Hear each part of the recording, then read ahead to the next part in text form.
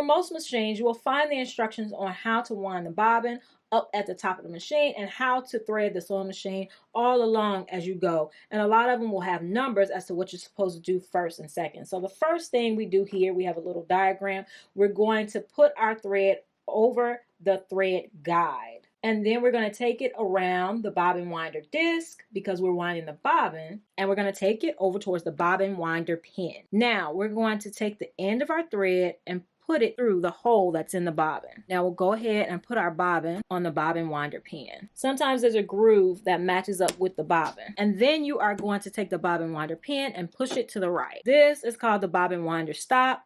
Once there's enough thread on the bobbin, this tells it that there's enough thread and it'll start to stutter. Now we can go ahead and turn our sewing machine on, and we're going to press our pedal slowly while holding the thread.